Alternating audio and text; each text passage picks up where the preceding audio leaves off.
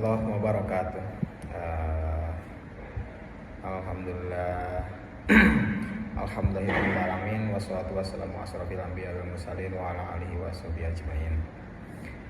Pertama-tama kita panjatkan puja dan puji dan syukur kehadirat Allah Subhanahu wa taala yang telah memberikan nikmat sehat, iman dan Islam kepada kita.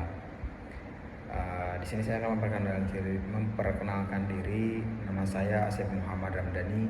Saya mahasiswa dari Universitas Muhammadiyah, Prodi Teknik Informatika, tahun ajaran 2024. Nah, di sini saya akan presentasi sedikit tentang pelajaran AIK, yaitu tentang dimensi sosial sholat, puasa, dan zakat. Dari sholat gitu ya, dimensi sosial sholat. Ya, sholat sebetulnya bukan hanya suatu hal yang wajib kita lakukan sebagai umat Islam, akan tetapi memiliki dimensi sosial yang sangat dalam gitu ya. Tidak hanya sebagai ibadah individu, tapi juga ajaran yang merefleksikan hubungan antar manusia, keadilan dan kebenaran sosial. Mungkin contohnya nih, hubungan antara manusia aja. Sholat itu tidak hanya hablum minallah, tapi ada hablum minannas, hubungan manusia. Sholat jadi mengajarkan kasih sayang, karena kan dengan sholat kita menjauhkan diri kita dari keji dan mungkar, perbuatan keji dan mungkar. Terus berlaku adil gitu kan.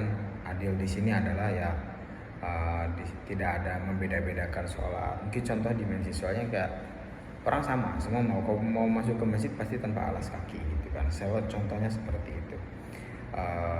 Keadilan semua sama, ketika memang takbir, ketika ruku ya tidak, sujud, duduk antara dua sujud, semua salam ya salam, sama semua, tidak ada yang dahulu, tidak ada, semua mengikuti satu komando dari imam. Itu dimensi sosial. Terus ada juga beberapa dimensi sosialnya tentang mengajarkan kepedulian sosial, pentingnya memperhatikan lingkungan dan menjaga kebutuhan orang lain, ya kan. Sholat berjamaah disediakan sebagai gerakan kepedulian yang tadi sama itu ya, saling jadi satu sama lain itu menurut satu komando. Terus di sini juga sebagai nilai pendidikan sosial gitu ya. Seperti saling mengasihi, silaturahmi, kepedulian, kedamaian, toleransi gitu ya. Ketika sholat kan ada banyak ya, karena kan dari berbagai suku segala macam, kita tidak tidak hanya yang sholat itu ketika berjamaah tidak hanya satu kelompok saja, tapi banyak di situ berjamaah segala dari ras dan segala macam. Ya, dia diajarkan nilai-nilai toleransi. Terus terkait dengan pendidikan karakter sholat, itu yang penting adalah karakter. Karena apa? Sholat misalkan contoh pendidikan karakter seperti disiplin, terus tanggung jawab. Nah, di situ disiplin seperti apa ya? Ketika memang waktunya sholat, gitu kan, sudah waktunya sholat gitu.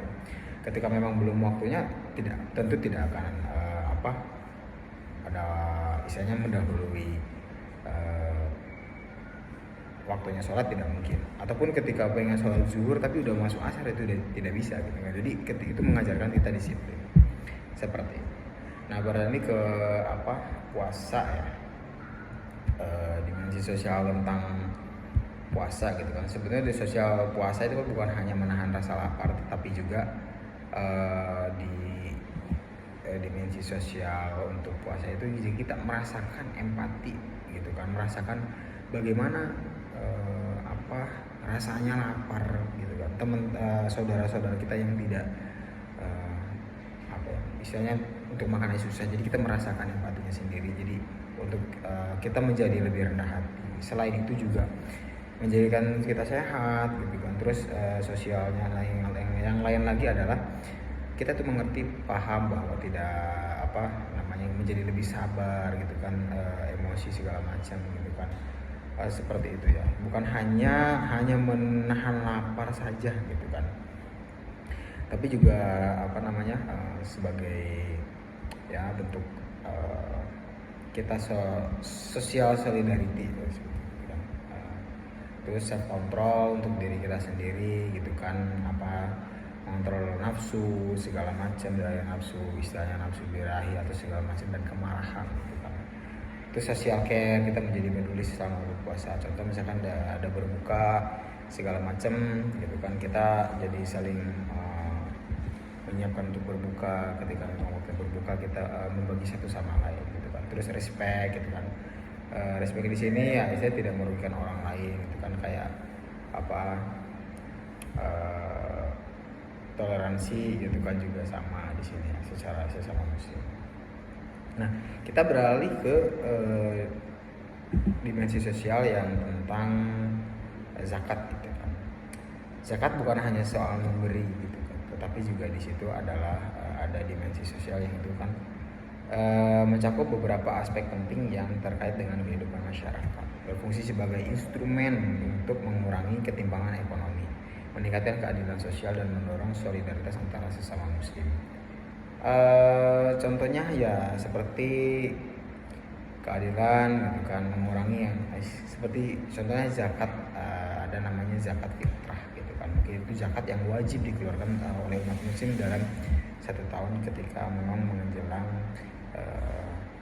1 Syawal atau berakhirnya bulan suci Ramadan. Nah, itu supaya apa? Supaya istilahnya tuh dengan bahan pokok, supaya pada saat hari raya itu kita bisa menikmati sama-sama dari seperti itu. Terus ada yang namanya zakat kayak misalkan zakat bukan hanya sebagai pembangunan masyarakat, mungkin ada yang tanah diwakaf atau segala macam seperti itu untuk kepentingan masyarakat, menjadikan pendidikan, sebagai pusat kesehatan atau segala macam. Terus perlindungan sosial juga gitu kan,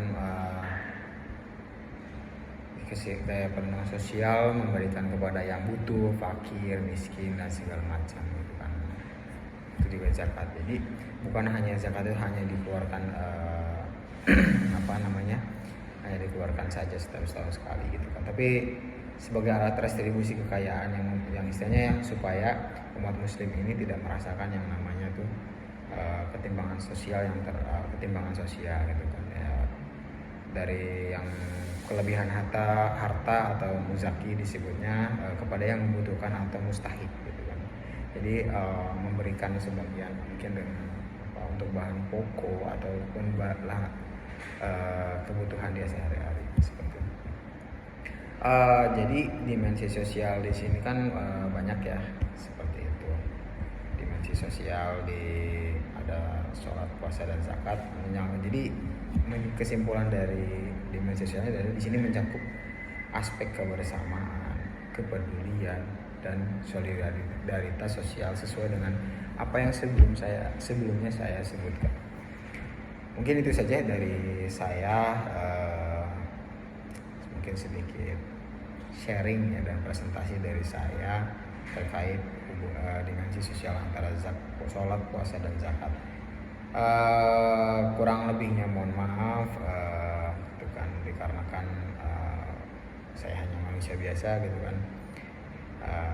Semuanya mungkin ada salah kata dan perbuatan dari saya, kalau lebihnya mohon maaf. Wabillahi taufiq wal hidayah. Assalamualaikum warahmatullahi wabarakatuh.